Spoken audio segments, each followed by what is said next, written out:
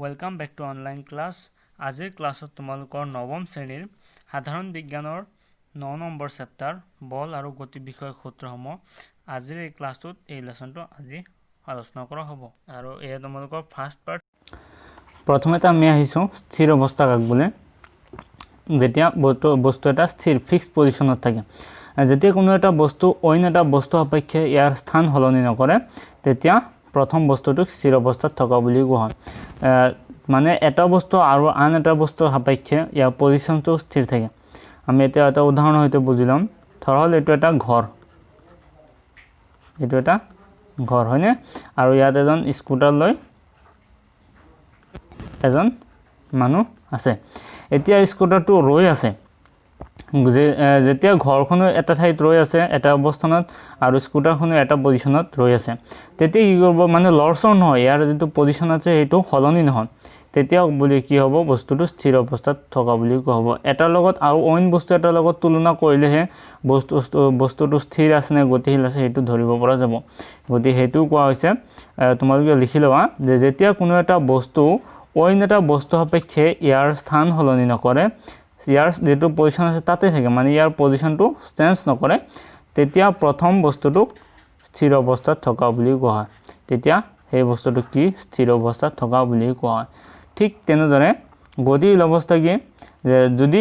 যেতিয়া বা যদি কোনো এটা বস্তু অইন এটা বস্তু সাপেক্ষে ইয়াৰ স্থান সলনি কৰে তেতিয়া বস্তুটোক গতি অৱস্থা থকা বুলি কোৱা হয়। যেতিয়া আমাৰ ঘৰখন আছিল আৰু স্কুটাৰটো যেতিয়া গতি কৰিবলৈ আৰম্ভ কৰিব তেতিয়া কি ইয়াৰ পজিশন স্থানটো সলনি হ'ব, গতিকে তেতিয়া বুজা যাব যে এইটোৰ স্থান এইটোৰ সাপেক্ষে সলনি আছে, গতিকে তেতিয়া বস্তুটো গতিশীল অৱস্থাত থকা বুলি কোৱা হ'ব। আৰু যেতিয়া কোনো এটা বস্তু অইন এটা বস্তু সাপেক্ষে ইয়াৰ স্থান সলনি কৰে তেতিয়া বস্তুটো গতি অৱস্থাত থকা বুলি কোৱা হয়। আমি কেতিয়া গম পাম যে ইয়াৰ স্থান সলনি হৈছে, অইন এটা বস্তুৰ লগত তুলনা কৰিলে আমি গম পাম যে ইয়াৰ পজিশনটো স্থানটো একে আছে নে নাই, বুজি পাইছানে? ধৰল ৰাস্তাৰ পাৰত এজোপা গছ আছে হয়নে, ৰাস্তা আৰু গছ আহিল নে, দুটা তুলনা হ'ল নে? ঠিক তেনেকুৱা যে বিদ্যালয়খনৰ সন্মুখত এখন কি আছে দোকান আছে হয়নে, পজিশন আহিল, গতি সেইবিলাক কি আছে ফিক্সড আছে, আৰু গতিশীল অৱস্থাত থাকিলে সেইটোতো বেলেগ মানে গতি কৰি থাকিব। এতিয়া আমি অধ্যায়টোত অধ্যায়টো শিকিবলগীয়া হৈছে স্থিৰ অৱস্থা নহয়, আমি গতিশীল অৱস্থাৰ বিষয়ে শিকিম। বস্তুৰ গতিসমূহ সাধাৰণতে তিনি ধৰণৰ হ'ব পাৰে। এক নম্বৰ হৈছে ৰৈখিক গতি, লিনিয়াৰ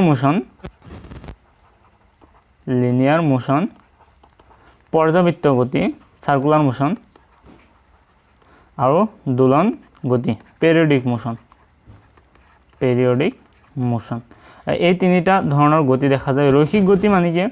যেটো দিশ সলনি নহয় একে দিশতে কি থাকে গতি কৰি থাকে, তাক কি বুলি কোৱা হয় ৰৈখিক গতি বুলি কোৱা হয়।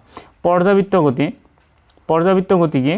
মানে সেইটো পথৰে গ'ল আকৌ সেইটো পথৰে কি হ'ব উভতি আহিব, পৰ্যাবৃত্ত গতি, বুজি পাইছানে? আৰু দোলন গতিটো তোমালোকে জানাই, ঝুলনাখনত কি হয় এনেকুৱাকৈ যে দুলি থাকে দোলন গতি, সেইটো হৈছে দোলন গতিৰ উদাহৰণ। গতিকে ৰৈখিক গতি একে দিশতে গৈ থাকে আৰু পৰ্যাবৃত্ত গতি কি হৈ থাকে বাৰে বাৰে পুনৰাবৃত্তি ঘটি থাকে, আৰু দোলন গতি কি ঝুলনাৰ হয়, ঝুলনাৰ নিচিনা কি দলি থাকে। গতিকে এই তিনিটা গ'ল, আৰু আমি এই পাঠটোত আৰু ইয়াৰে যিটো ৰৈখিক গতি আছে আমি অকল ৰৈখিক গতিৰ বিষয়ে আমি তোমালোকৰ এইটো চেপ্টাৰত পাঠটোত আৰু এটা বিষয়বস্তু হৈছে ভৌতিক ৰাশি, ফিজিকেল কোৱান্টিটি, ইংৰাজীত ফিজিকেল কোৱান্টিটি। ভৌতিক ৰাশি কি, যিবিলাক মাপ জোখ কৰিবলৈ যিবিলাক ৰাশি ব্যৱহাৰ কৰা, ই পদাৰ্থৰ এটা ভৌতিক গুণ যিয়ে পদাৰ্থৰ মাপ নিৰ্ধাৰণ কৰে। যিকোনো পদাৰ্থৰ মাপ নিৰ্ধাৰণ কৰা হয় নে নহয় সেইটোৰ যিটো পদ্ধতি বা সেইটো হৈছে বস্তুটোৰ ভৌতিক গুণাগুণ বা ভৌতিক ৰাশি। যেটো ধৰল মানুহ এজনৰ উচ্চতা 5 মিটাৰ হয়নে, ইয়াত কি হ'ল 5 মিটাৰ দূৰত্ব হ'ল, গতিকে এনেকুৱা। তাৰপিছত এইবিলাক মানে কি মাপ যিয়ে মাপ নিৰ্ধাৰণ কৰে তাকে কি বোলে ভৌতিক ৰাশি বোলে। গতিকে এই ভৌতিক ৰাশিসমূহ দুই ধৰণৰ, আমি যিবিলাক মাপ পাওঁ সেইবিলাক সাধাৰণতে দুই ধৰণৰ, এটা হৈছে স্কেলাৰ ৰাশি ভৌতিক ৰাশি দুই প্ৰকাৰৰ নাম্বাৰ 1 স্কেলাৰ ৰাশি আৰু নাম্বাৰ 2 হৈছে ভৌতিক ৰাশি আমি পাম তলত হৈছে এই ভেক্টৰ ৰাশি সৰি ভৌতিক ৰাশি নহয় ভেক্টৰ ৰাশি স্কেলাৰ ৰাশি কাক বোলে স্কেলাৰ ৰাশি এনেকুৱা ভৌতিক ৰাশি যাৰ অকল মান আছে কিন্তু দিশ নাই তেনেবোৰ ৰাশিক স্কেলাৰ ৰাশি বুলি কোৱা হয় সো স্কেলাৰ ৰাশি হৈছে এনেকুৱা যাৰ মান আছে কিন্তু দিশ নাই অকল মান আছে যেনেকুৱা উদাহৰণ ধ্ৰুতি দূৰত্ব এনেকুৱা এইবিলাকৰ কি অকল মান আছে 5 মিটাৰ 6 মিটাৰ বা তেনেকুৱা এইবিলাকৰ অকল মান আছে 1 কিলোমিটাৰ এইবিলাক কি দূৰত্বৰ একক হয়নে এইবিলাক দূৰত্বৰ একক এইবিলাকৰ অকল মান আছে কিন্তু দিশ নাই স্পীড 30 কিলোমিটাৰ পাৰ আৱাৰ এইবিলাকত কোনো দিশ উল্লেখ নাই অকল মান আছে কিন্তু কিছুমান এনেকুৱা বস্তু আছে যিবিলাকৰ মানৰ লগত কি থাকে দিশ থাকে এটা নিৰ্দিষ্ট উত্তৰ ফালে বা দক্ষিণ ফালে পূব ফালে পশ্চিম ফালে বা এনেকুৱা কিছুমান দিশ উল্লেখ থাকে সেইবিলাকক ভেক্টৰ ৰাশি বুলি কয় আৰু যিবিলাকক দিশ নাই অকল মান আছে ভ্যালু আছে 30 এটা ভ্যালু হয়নে 30 এটা ভ্যালু যিকোনো এটা মান আছে তাক কি বুলি কোৱা হয় স্কেলাৰ ৰাশি বুলি কোৱা হয় গতিকে তোমালোকক ক্লিন কৰি দিছো লিখি লবা ভিডিওটো পজ কৰি লিখি লবা যে স্কেলাৰ ৰাশি এনেকুৱা ভৌতিক ৰাশি যাৰ অকল মান আছে কিন্তু দিশ নাই তেনেবোৰ ৰাশি স্কেলাৰ ৰাশি বুলি কোৱা হয় যেনে ধ্ৰুতি স্পীড দূৰত্ব ডিসটেন্স এটা হিল আমাৰ ভেক্টৰ ৰাশি নাম্বাৰ 2 এটো ভৌতিক ৰাশি দুই প্ৰকাৰ এটা স্কেলাৰ ৰাশি আৰু ভেক্টৰ ৰাশি এইটো এনেকুৱা ভৌতিক ৰাশি যাৰ মান আৰু দিশ দুয়োটা আছে ইয়াৰ মানো আছে কিমান ভ্যালু এটা আছে যেনেকুৱা 5 কিলোমিটাৰ 6 কিলোমিটাৰ এনেকুৱা ভ্যালু আছে আৰু কি আছে ইয়াৰ দিশ উল্লেখ আছে যেনেকুৱা উদাহৰণ স্বৰূপে 5 কিলোমিটাৰ পূব ফালে ইয়াৰ দিশ উল্লেখ আছে নে ইয়াৰ মান আছে 5 কিলোমিটাৰ আৰু কি পূব ফালে গতি ইয়াৰ মানৰ লগত ইয়াৰ দিশ উল্লেখ আছে গতি হেবিলাক হ'ব ভেক্টৰ ৰাশি যেনেকুৱা বেগ ভেলোসিটি ভেক্টৰ ৰাশি ত্বৰণ এক্সিলাৰেশন ভেক্টৰ ৰাশি বল ফোৰ্স ভেক্টৰ ৰাশি আৰু ভৰবেগ মোমেন্টাম ভেক্টৰ কোয়ান্টিটি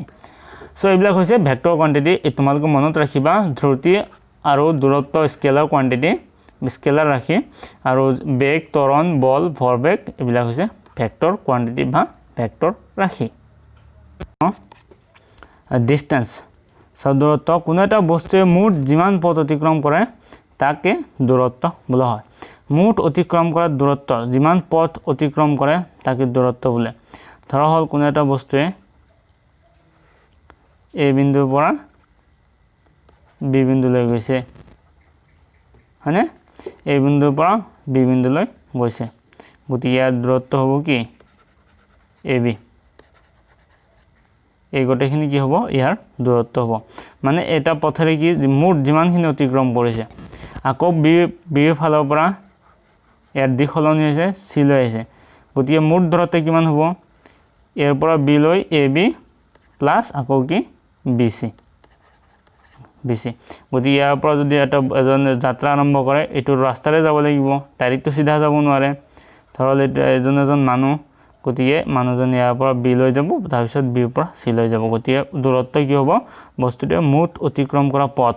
ইমান এৰ পৰা বি লৈ গৈছে আৰু বিৰ পৰা সি লৈ গৈছে গোটেইখিনি পথ অতিক্ৰম কৰিছে গতিকে মুঠ দূৰত্ব হ'ব এ বি প্লাস বিসি আৰু কি ই স্কেলাৰ ৰাশি ভেক্টৰ ৰাশি নহয় ইয়াৰ কোনো দিশ নাই ইয়াৰ কোনো দিশ উল্লেখ নাই গতিকে ই স্কেলাৰ ৰাশি ইয়াৰ অকল মান আছে আৰু কি দূৰত্ব সদায় ধনাত্মক আৰু কেতিয়াও শূন্য নহয় দূৰত্ব ধৰল কোনো এটা বস্তুৱে দূৰত্ব কৰিছে দূৰত্ব হ'ব লাগিলে অলপ দূৰ হলেও যাব লাগিব 0.5 হলেও যাব লাগিব 0.1 হলেও যাব লাগিব কিন্তু 0 হ'ব নোৱাৰে 0 মানে কি বস্তুটো সেই ঠাইতে আছে গতিকে তাৰ দূৰত্বটো একো নহল গতিকে হেতু হ'ব নোৱাৰে দূৰত্ব সদায় ধনাত্মক হয় আৰু ই ঋণাত্মক হ'ব নোৱাৰে দূৰত্ব মাইনাস নহয় যে -2 মিটাৰ 2 মিটাৰ -5 কিলোমিটাৰ এনেকুৱা শুনা পাইছা নেকি নাই পোৱা গতিকে এইবিলাক মাইনাস নহয় অকল পজিটিভ বা ধনাত্মক মান হয় আৰু শূন্য নহয় দূৰত্ব আৰু দূৰত্বৰ একক হৈছে মিটাৰ দূৰত্বৰ আন এককবোৰ যেনে কিলোমিটাৰ হয়নে সেন্টিমিটাৰ গতিকে ইয়াৰ একক কিন্তু মিটাৰ এইটো মনত ৰাখিবা এইটো পৰীক্ষাত আহি থাকে দূৰত্বৰ একক মিটাৰ এতিয়া হল হৰণ ডিস্টেন্স গল আমাৰ ডিস্টেন্স গল এতিয়া হল ডিসপ্লেসমেন্ট কাক কয় হৰণ কাক কয় কোনো এটা বস্তুৱে বস্তুৰ প্ৰাৰম্ভিক স্থান আৰু অন্তিম স্থানৰ আটাইতকৈ চুটি দূৰত্বক বস্তুটো হৰণ বুলি কোৱা হয় সেম এক্সাম্পল লোৱা যাওক এ এটো বিন্দু বি এটো বিন্দু সি বি আৰু এটো গতি ইয়াৰ পৰা এজন মানুহ যাত্ৰা আৰম্ভ কৰিলে হয়নে ই এ পৰা বি লৈ যায় আকৌ সি লৈ উভতি আহিব কিন্তু হৰণ হৈছে শৰ্টেষ্ট ডিস্টেন্স ইমান হলে তো বহুত ঘোৰাঘুৰি হ'ব গতি ইয়াৰ শৰ্টেষ্ট ডিস্টেন্স কি হ'ব এনেকুৱা হ'ব ইয়াৰ শৰ্টেষ্ট ডিস্টেন্স গতি এইটো হ'ব হৰণ ডিসপ্লেসমেন্ট মানে বস্তুটো চুটি আটাইতকৈ কম দূৰত্ব কোনটো আটাইতকৈ কম দূৰত্ব এইটো এনেকুৱা হ'বনে গতি হেতুকে বস্তুটো ডিসপ্লেসমেন্ট বুলি কোৱা হয় মানে এঠাইৰ পৰা আন ঠাইলৈ কিমান দূৰ অতিক্ৰম কৰিছে আটাইতকৈ কম হেতু হ'ব ডিসপ্লেসমেন্ট নিশ্চয় বুজি পাইছা হৰণ কোনো এটা বস্তুৰ প্ৰাৰম্ভিক স্থান আৰু অন্তিম স্থানৰ এইটো প্ৰাৰম্ভিক স্থান আৰু এইটো হল অন্তিম স্থান আৰু ইহতৰ মাজত আটাইতকৈ যেটো চুটি দূৰত্ব আছে তাকে হৰণ বুলি কোৱা হয় এতিয়া যে হৰণ হল ভেক্টৰ ৰাশি ইয়াৰ মানৰ লগত কি আছে ইয়াৰ দিশ আছে গতি এই ভেক্টৰ ৰাশি এটো ধনাত্মক ঋণাত্মক আৰু শূন্য হ'ব পাৰে কি আৰু হৰণটো কেতিয়াবা ধনাত্মক হ'ব পাৰে পজিটিভ 0 আৰু কেতিয়াবা নেগেটিভ হ'ব পাৰে আৰু কি আছে কেনেকুৱা পজিটিভ নেগেটিভ আৰু শূন্য হ'ব পাৰে উদাহৰণৰ সৈতে তোমালোকক বুজাই দিছো নহলে বুজি নাপাবা ধৰা হল এইটো এ বিন্দু এইটো বি বিন্দু এইটো এ বিন্দু এইটো বি বিন্দু এৰ পৰা বি লৈ কোনো এটা বস্তু গল আকৌ কি কৰিল বিৰ পৰা আকৌ উভতি আহিল এ লৈ বস্তুটি মুঠ অতিক্ৰম কৰা দূৰত্ব কি হ'ব ab + bc কিন্তু শৰ্টেষ্ট ডিস্টেন্স কি হ'ব এৰ পৰা বি লৈ গৈছে আকৌ আহিছে গতিকে ইয়াৰ কোনো দূৰত্ব নাই ইয়াৰ প্ৰাৰম্ভিক বিন্দু এ বিন্দু আৰু শেষৰ বিন্দু এ বিন্দু গতিকে ইয়াৰ কোনো দূৰত্ব নাই গতিকে হেইভাবে হৰণ 0 আকৌ ই নেগেটিভ হ'ব পাৰে হেতু কোৱা হৈছে আৰু ই ধনাত্মক ঋণাত্মক আৰু শূন্য হ'ব পাৰে আৰু কি ধৰণৰ এছাই একক হৈছে মিটাৰ দূৰত্বৰ এছাই একক মিটাৰ আৰু হৰণৰ এছাই একক মিটাৰ কিন্তু হৰণৰ কি থাকে দিশ উল্লেখ থাকে বাবে হৰণ ভেক্টৰ ৰাশি আৰু দূৰত্বত দিশ উল্লেখ নাথাকে বাবে দূৰত্ব স্কেলাৰ ৰাশি নিশ্চয় বুজি পাইছা এতিয়া আমি এটা প্ৰশ্ন বুজিলাম প্ৰশ্নৰ নিচিনা এটো প্ৰশ্ন নহয় কিন্তু তোমালোকৰ মাজে মাজে পৰীক্ষা এটো আহি থকা দেখা যায় যে দূৰত্ব আৰু হৰণৰ মাজৰ পাৰ্থক্য লিখা ডিসপ্লেসমেন্ট আৰু ডিস্টেন্স দূৰত্ব মানে ডিস্টেন্স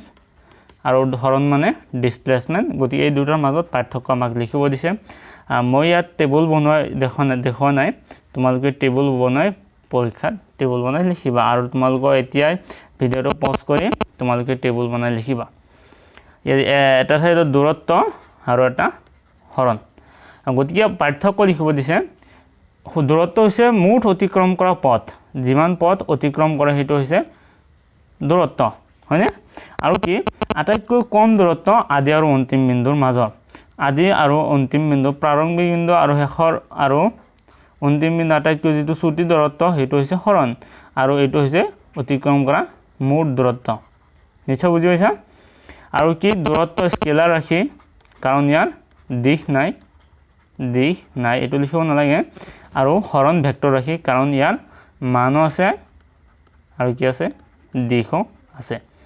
নিশ্চয় ধৰিব পাৰিছা আৰু কি দূৰত্ব সদায় ধনাত্মক এটো কেতিয়াও 0 হ'ব নোৱাৰে শূন্য হ'ব নোৱাৰে it is always positive but displacement in case of displacement it is positive sometimes it is negative and it may be 0 ধনাত্মক ঋণাত্মক বা ইয়াৰ মান শূন্য হ'ব পাৰে গতি এই তিনিটা পাৰ্থক্য দূৰত্ব আৰু হৰণৰ মাজত তোমালোকে বহিত লিখি লবা আৰু তোমালোকক মনত ৰাখিবা মাজে মাজে প্ৰেক্টিস কৰি থাকিবা ঘৰত আৰু এটা পাৰ্থক্য আমি লিখিম যে ধ্ৰুতি আৰু বেগৰ মাজৰ পাৰ্থক্য ধ্ৰুতি মানে স্পীড আৰু বেগ মানে ভেলোসিটি এই দুটাৰ মাজত পাৰ্থক্য এটো পৰীক্ষাত নহলে আগৰটো নহলে ধ্ৰুতি আৰু বেগৰ মাজত পাৰ্থক্য এটো আহিব পাৰে তোমালোকৰ ধ্ৰুতি হৈছে একক সময়ত অতিক্ৰম কৰা দূৰত্ব স্পীড ইজ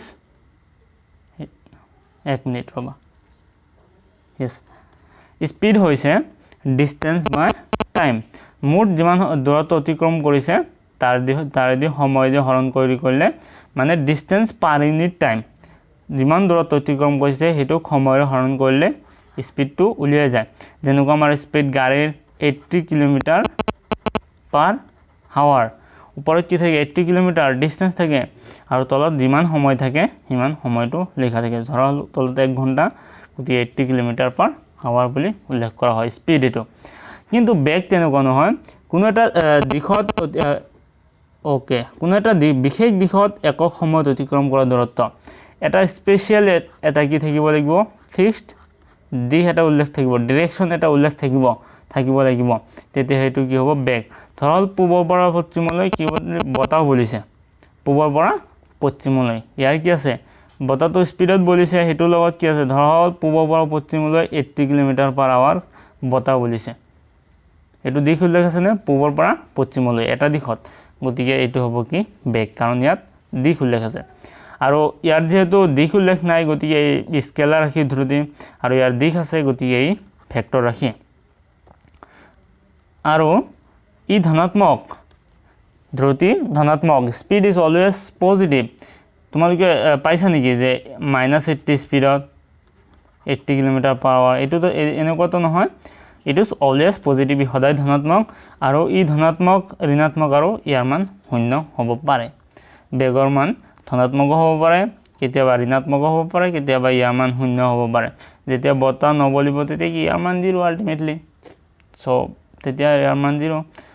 সো আশা কৰিছো তোমালোকে বুজি পাইছা আজি ভিডিওটো হৈছে আটাইতকৈ গুৰুত্বপূৰ্ণ ক্লাস তোমালোকৰ ইয়াৰ প্ৰথম পাৰ্ট দিছো এটো আৰু তোমালোকৰ নেক্সট পাৰ্টটো চাবলৈ হলে যিসকলে সাবস্ক্ৰাইব এতিয়ালৈকে কৰা নাই তোমালোকে সাবস্ক্ৰাইব কৰি লোৱা আৰু যদি বুজি পাইছা প্লিজ ভিডিওটো বনাওতে যথেষ্ট কষ্ট হৈছে পৰিশ্ৰম হৈছে তাৰ বিনিময়ত তোমালোকৰ শেয়াৰ কৰা আৰু লাইক কৰা প্লিজ এটা শেয়াৰ আৰু এটা লাইক কৰা যিজনে এই ভিডিওটো চাই আছে আৰু বহুত তোমালোকক বহুত ধন্যবাদ